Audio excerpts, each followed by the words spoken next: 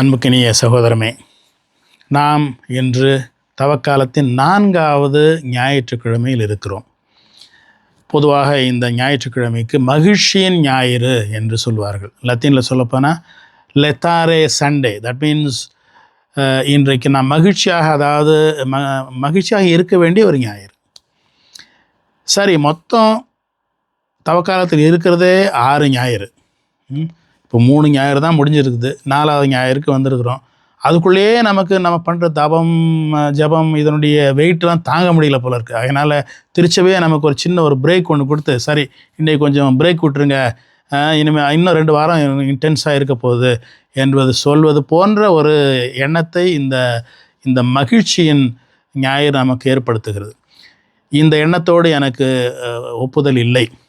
ஏனென்றால் மொத்தம் நாம் தயாரிக்கின்ற வாரங்களே 6 ஞாயிறுகள் தான் இருக்கின்றன. ஆகினால் இதை ஏதோ ஒரு நம்முடைய தவசு கால ப்ராக்டிஸஸ்லேருந்து இது ஒரு பிரேக், ஒரு ஹாலிடே, ஒரு ரிலாக்ஸேஷன் என்று எடுத்துக்கொள்ளாமல் தொடர்ந்து நம்முடைய தவக்கால முயற்சிகளை முயற்சி செய்வோம்.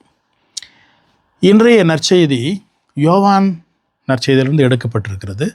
மிகவும் நீளமான ஒரு நற்செய்தி.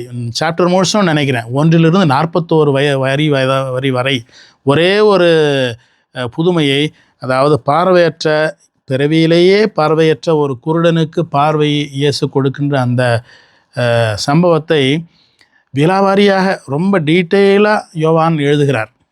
இதெல்லாம் அவருடைய பழக்கம் இல்லை. பொதுவாக ஷார்ட்டாக சொல்லிட்டு போவாங்க. இது அதிகமாக சொல்கிறார். இதுவே ஒரு கொஞ்சம் கொஞ்சமாக வாசித்து பார்ப்போம். அதில் நிறைய பொருட்கள் இருக்கிறது. அவையெல்லாம் இந்த 3 நிமிட சர்மனில் ஒன்றும் விளக்கி சொல்ல முடியாது. ஆகினால் பொதுவாக சொல்கிறேன், நாம் அதை சென்று வரி வரியாக வாசித்து பார்ப்போம். ஒவ்வொன்றுக்கும் ஒரு பொருள் உண்டு. யோவானுக்கு சின்னங்கள் மிகவும் பிடிக்கும், சிம்பிள்ஸ். யோவான்ஸ் gospel is always symbolic gospel. அதாவது சின்னங்களை வைத்து உண்மைகளை கொண்டு வருகின்ற ஒரு நற்செய்தி அது. ஆகையினால்தான் அவருடைய நற்செய்தியில் 7 புதுமைகள் தான் சொல்லப்படுகின்றன. அவை 7 புதுமைகள் என்று சொல்லப்படவில்லை. அவைகள் அறிகுறிகள், சிம்பிள்ஸ், சைன்ஸ் என்று சொல்லப்படுகின்றன. இன்றைய புதுமையில் இருக்கின்ற சைன் அல்லது சிம்பிள் என்னவென்றால் ஒளி, இருள்.